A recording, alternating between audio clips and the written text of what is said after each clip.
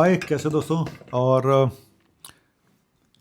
होली की बहुत बहुत शुभकामनाएं। पता नहीं ये होली के बाद अपलोड होगा या नहीं होगा। और फिर बता दूं पहले आपको आज का वीडियो शुरू करने से पहले कि इस बार का जो लीवर का कैंप है, फाइब्रोस्कैन कैंप एंड किडनी का जो कैंप है, यूएससीआर कैंप, वो 7 मार्च को लगेगा। तो जिसने भी रजिस्ट्रेशन नहीं करा है तो प्लीज़ मेरे नंबर 9810416762 पे मैसेज करके मुझे रजिस्ट्रेशन करा सकते हैं।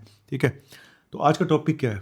टॉपिक ये है, पहली चीज़, टॉपिक क्यों मैं इसके ऊपर बना रहा हूँ कि इससे थोड़ा सा अवेयरनेस लोगों में ज़्यादा आती है और कोई नहीं है। और क्योंकि ये ऐसे लोग नहीं है कि मैं इनको फॉलो करूँ, लेकिन फिर भी एक मानवता के नाते, एक इंसानियत के नाते हम ज़रूर ये कहेंगे कि भगवान इनको जल्दी ठीक कर दे और इनको लंबी आयु प्रदान करे। एक डॉक्टर होने के नाते मेरा ये फ़र्ज़ बनता है कि हर एक के लिए अच्छा सोचूं। ठीक है। और ना ये मेरे दोस्त हैं ना मेरे दुश्मन हैं। ये हैं सलीम खान, सलमान खान के फादर, जो काफ़ी दिनों से एडमिट हैं, पिछले 10-12-15 दिन से शायद एक हॉस्पिटल में एडमिट हैं। अफवाहें उड़ रही हैं कि सीरियस है, कोई कुछ बोल रहा है, कोई कुछ बोल रहा है। हालांकि सलमान खान की फैमिली ने ऑब्जेक्शन किया है कि इनकी कोई भी इनकी बीमारी से रिलेटेड बात बाहर नहीं आनी चाहिए, कोई डॉक्टर को कोई बयान नहीं देना चाहिए। ये सब बातें। हुआ क्या उनको? उनको ब्रेन हेमरेज हुआ है, ऐसा बताया गया है। ठीक है। अब यहाँ पे एक र्यूमर उड़ रही है। ब्रेन हेमरेज क्या होता है ये मैं आपको बताऊंगा। ब्रेन हेमरेज कितने टाइप का होता है वो भी बताऊंगा। ब्रेन हेमरेज कितना खतरनाक हो सकता है वो भी बताऊंगा। होता क्या है ब्रेन हेमरेज वो भी बताऊंगा। इनका क्या होना है सलीम खान जी का, ये भी बताऊंगा। देखो, पहले ही बता दूं कि सलीम खान जी जो हैं, इनका जो, जी इसलिए बोल रहा हूँ कि बुजुर्ग हैं, मेरे से बड़े हैं। ठीक है। इनके साथ ब्रेन हेमरेज हुआ है। एक र्यूमर ये आ रही है कि इनको ऑपरेट किया गया है। मतलब इनका हेमरेज, ऑपरेट कब करते हैं ब्रेन हेमरेज में? जब खून की नाड़ी फट जाती है। ऑपरेट हम तब करते हैं जब बहुत बड़ा हेमरेज हो, वो प्रेशर डाल रहा है, वहाँ पे सूजन आ गई है, सिर में एडिमा हो गया है, और वो ब्रेन के वाइटल और जो जो हिस्से होते हैं उन पे प्रेशर डालना शुरू कर दिया, तब ऑपरेट करके उस हेमरेज का एक हिस्सा निकाल दिया जाता है, अगर पॉसिबल होता है। लेकिन ये बहुत सीरियस पेशेंट होते हैं, क्योंकि जब ब्रेन हेमरेज इतना बड़ा होता है और जहाँ ऑपरेट करने की नौबत आ जाए तो ये पेशेंट बहुत सिक होते हैं, बहुत सिक होते हैं, और बचने के चांसेस बहुत कम होते हैं ऐसे पेशेंट में। कई बार वेंटिलेटर पर डाल दिया जाता है, पेशेंट लंबा चलता रहता है, लंबा चलता रहता है, फिर उसके बाद वो बचेगा नहीं बचेगा पता नहीं होता, क्योंकि वो इतना सिक होता है। यहाँ पे र्यूमर्स आई थी कि उनको ऑपरेशन हुआ है, उनका ये ब्रेन का ऑपरेशन भी हुआ है। तो ये जो ब्रेन का ऑपरेशन बता रहे हैं, ऑपरेशन बाद में, हालांकि ये र्यूमर को खारिज किया गया कि उनका कोई ऑपरेशन नहीं हुआ है। एक माइनर ब्लीड था, एक हल्का सा ब्लीड था, जो ट्रीटमेंट से ठीक हो जाएगा। चलिए, हम तो यही प्रे करते हैं। तो अब माइनर ब्लीड भी होते हैं पेशेंट्स में, छोटे मोटे ब्लीड भी होते हैं, जहाँ पे कुछ ज़्यादा नहीं करना होता। आपने बीपी कंट्रोल किया और पेशेंट की ब्रेन की सूजन कम करने की कोई दवाई दी अगर जरूरत पड़ती है तो, और पेशेंट कुछ दिनों में ठीक हो जाता है। लेकिन आज हम बात करेंगे, चलिए सलीम खान से हटते हैं, और सलमान खान जी उनकी सेवा कर ही रहे हैं, तो वो उनके हाथ में और ऊपर वाले के हाथ में कि वो, अब यहाँ पे ये जरूर है कि वो 10-12 दिन से हॉस्पिटल में, कोई भी माइनर ब्लीड का पेशेंट 10-12 दिन तक हॉस्पिटल में नहीं रहता। मेरी बात माइनर याद रखना, माइनर ब्लीड का पेशेंट 10-12 दिन तक हॉस्पिटल में नहीं रहेगा, पहली चीज़। ठीक है। अगर ठीक होना होता तो अब तक घर आ गए होते। मैं ये नहीं कह रहा हूँ कि ठीक नहीं होंगे, ऐसा हो सकता है कि ब्लीड थोड़ा बड़ा हो, और ये बातें हमें नहीं पता है कि उनको ऑपरेट, अगर ऑपरेट किया गया है, ये र्यूमर नहीं है, तो ये पेशेंट सिक है, सीरियस है।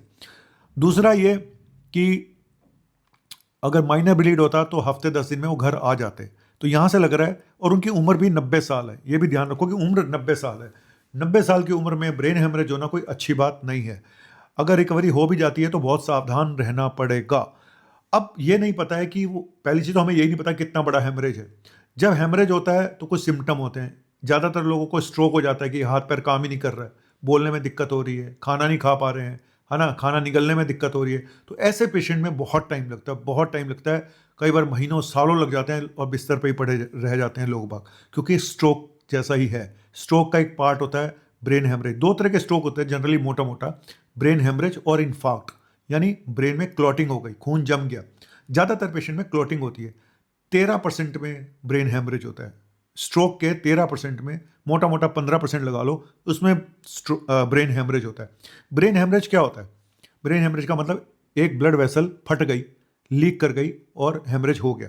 कई तरह के ब्रेन हेमरेज होते हैं, अब इस बात पे आते हैं। लेकिन इसको जानने के लिए पहले आप मुझे सब्सक्राइब कर लीजिएगा, लाइक कर लीजिएगा। आप मुझे सब्सक्राइब नहीं कर रहे हैं, मुझे सिर्फ इतना ही मैं मेडिकल मेडिकल क्या बोलते हैं फील्ड का शाहरुख खान हूँ, और आप सलमान खान को इतना लाइक करते हो, शाहरुख खान को लाइक करते हो, भाई इस मेडिकल फील्ड के जो नवनीत काला सर हैं इनको भी लाइक करो, सब्सक्राइब कर दो। फिर मैं अगला पूरा वीडियो देखना जरूर, कि जो मैं बताने जा रहा हूँ बहुत इंपॉर्टेंट है कि ब्रेन हेमरेज किसको, कौन रिस्क पे होता है, कैसे बचें, और प्रोग्नोसिस यानी कैसे पता चलता है कि पेशेंट ठीक होगा या नहीं होगा। बने रहिए, कहीं मत जाइएगा, और हैप्पी होली आप सभी को।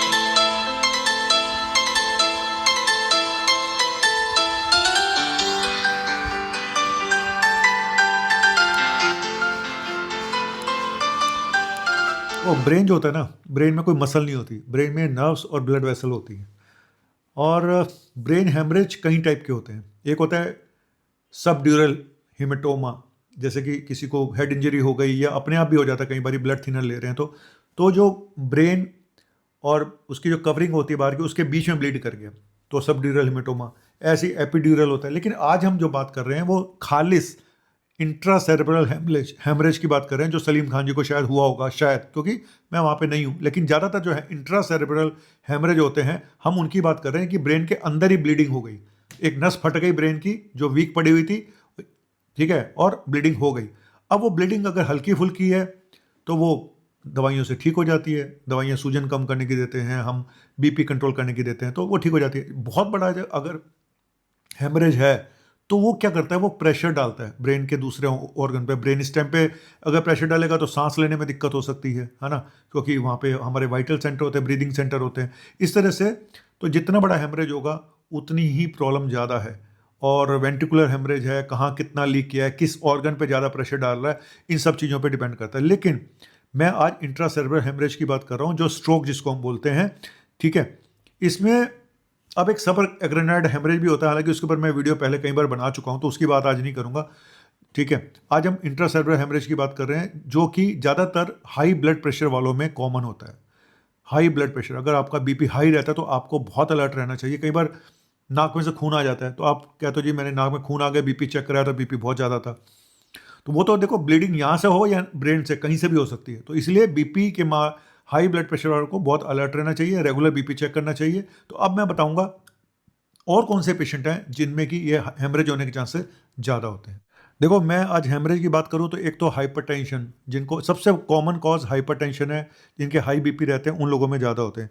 लेकिन अगर किसी को ब्लड डिसऑर्डर है, मान लो कि उसको ब्लड हीमोफीलिया है, ब्लड वैसे ही पतला है, हैं, या आप ब्लड थिनर ले रहे हो, किसी दवाई, कोई एस्प्रिन ले रहे हो या कोई और ब्लड थिनर ले रहे हो, तो उनमें भी चांसेस ज़्यादा होते हैं ब्रेन हेमरेज होने के, ठीक है। जिनका लीवर प्रॉब्लम है, लीवर डिजीज़ है, तो वहाँ पे ब्लीडिंग जो है डिसऑर्डर होने के चांसेस ज़्यादा रहते हैं, क्योंकि ब्लड ब्लीडिंग हमारा जो कंट्रोल होता है सिस्टम, वो लीवर से होता है।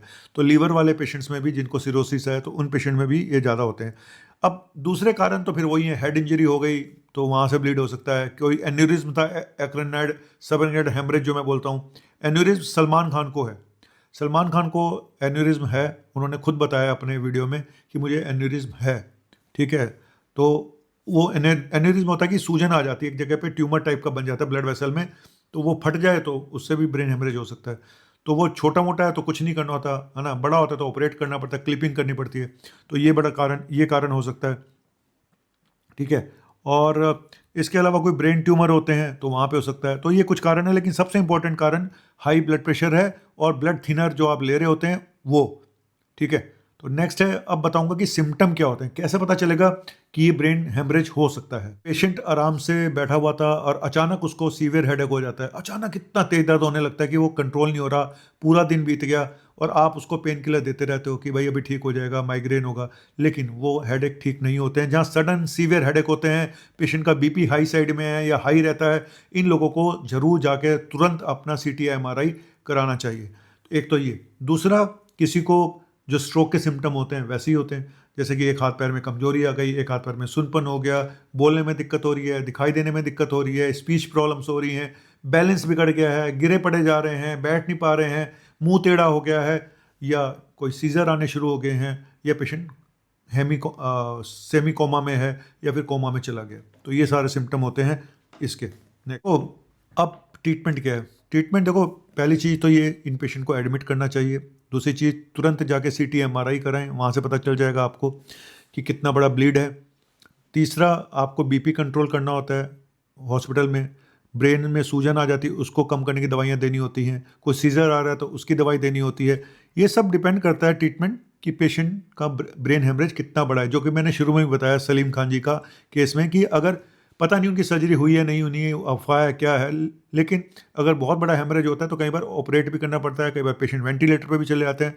और ज़्यादातर केस में जो ऑपरेट करे जाते हैं, मैंने तो यही देखा कि बहुत कम बच पाते हैं, सच बता रहा हूँ। तो ये तो था एक चीज़ इसकी ट्रीटमेंट की। पाँचवां और सातवां दिन, 5 से 7 दिन जो होते हैं ब्रेन हेमरेज के बाद, बहुत क्रूशियल होते हैं। हफ्ता 10 दिन बीत जाए तब आप बोल सकते हो कि पेशेंट स्टेबल हो गया है, ठीक है। लेकिन कई बार दोबारा ब्लीड होने के चांसेस भी रहते हैं, या ब्लीडिंग हो गई तो उसके आफ्टर इफेक्ट्स क्या आते हैं वो हमें 3-4 दिन के बाद ही पता चलते हैं आफ्टर इफेक्ट्स की। उसके आफ्टर इफेक्ट्स अब क्या आएंगे, जो सूजन इतनी ब्रेन में आई पड़ी है वो क्या रंग लेगी और क्या करेगी। तो कुल मिला के सब कुछ डिपेंड करता है इस पे। और ब्लड थिनर ले रहे हैं तो ब्लड थिनर बंद करनी पड़ती हैं हमें, बीपी बहुत टाइट कंट्रोल करना पड़ता है। और उसके बाद होता है फिजियोथेरेपी, रिहेबिलिटेशन। जब वो पेशेंट ठीक हो जाते हैं तो घर में जाते हैं तो फिर रिहेबिलिटेशन होता है।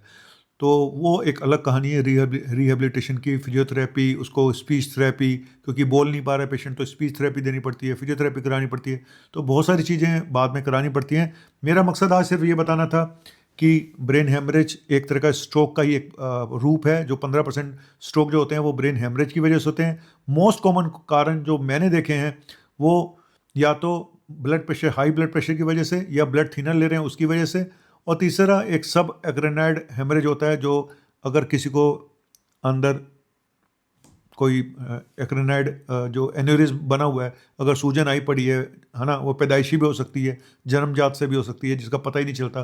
तो रूटीन एमआरआई सीटी स्कैन में पता चलता है कि भाई इसका एन्यूरिज्म है। जैसे सलमान खान के एन्यूरिज्म है, लेकिन वो कोई तंग मुझे नहीं लग रहा है कि उनको कुछ कर रहा है, तभी नहीं तो अब तक ट्रीटमेंट करा चुके होते हैं। वो क्लिपिंग वगैरह करा के उसको कर देते हैं, बांध देते हैं, जिससे कि वो फटे ना, है ना, और निकाल दिया जाता है। तो कुल मिला के ये एक छोटा सा वीडियो था। बाकी हम सलीम खान जी के लिए प्रे करते हैं कि भाई आप जल्दी ठीक हो जाए। आपने एक काम तो अच्छा किया था, आपने शोले नाम की मूवी लिखी थी, तो इसलिए शायद आप ज़्यादा याद किए जाओगे इस दुनिया में कि शोले लिखने वाला इंसान सलीम जावेद थे। और शोले का एक गाना याद आ गया चलते चलते, जो मेरा फेवरेट गाना है। जब मैं छोटा होता था ना, आपको एक बात बताऊं, खड़े होकर बताता हूँ। जब मैं छोटा था तो मुझे आज भी याद है, तो लोहड़ी होती थी, तो लोहड़ी पे बच्चों को खड़ा कर दिया था, चलो जी कुछ सुनाओ। तो मुझे अभी भी याद है कि मैं छोटा सा था, 5-6 साल का, 7 साल का होऊंगा शायद। तो मुझे बोला गया कि कुछ गाना सुनाओ। तो मुझे तब याद है कि तब मेरा जन्म तो 66 का है, 2 नवंबर 66। शाहरुख खान का 67 है, वो में से 1 साल बड़ा है, मैं छोटा हूँ। तो मैं शायद 75 में शोले आई थी, तो 76 में मैं कितने साल का होऊंगा, 10 साल का होऊंगा। तो उस समय मुझे बोला गया कि कोई गाना सुनाओ। तो तब मैं नई नई शोले देख के निकला था, तो मैंने गाना सुनाया था। तो आज सुना देता हूँ। ये मेरी श्रद्धांजलि नहीं है, ये मेरी वो है, क्या कहना चाहिए, श्रद्धांजलि उन सब के लिए है जो शोले में इन्वॉल्व थे और चले गए इस दुनिया से। और चलिए, अपने धर्म बाजी के लिए भी ये गाना है। ये दोस्ती हम नहीं छोड़ेंगे, छोड़ेंगे दम मगर, तोड़ेंगे दम मगर, तेरा साथ ना छोड़ेंगे, ये दोस्ती। जी हाँ, ये दोस्ती हम नहीं छोड़ेंगे, तोड़ेंगे। टूट जाती हैं दोस्तियाँ, क्योंकि ऊपर वाला इतना वो है ना, जब लेके जाना होता है साथ ले चला जाता है, जब रखना होता है उसको रख देता है। तो कोई पहले चला जाएगा, कोई बाद में जाएगा। तो दोस्तियाँ तो ज़िंदगी भर नहीं रहती हैं, लेकिन जब तक ये रहें तब तक दिल से रहें, बस इतना ही मेरी दुआ है सबके लिए। जिनके पास अच्छे दोस्त हैं, उससे ज़्यादा अच्छा कुछ भी नहीं है दुनिया में। थैंक यू वेरी मच, शुक्रिया, बाय बाय।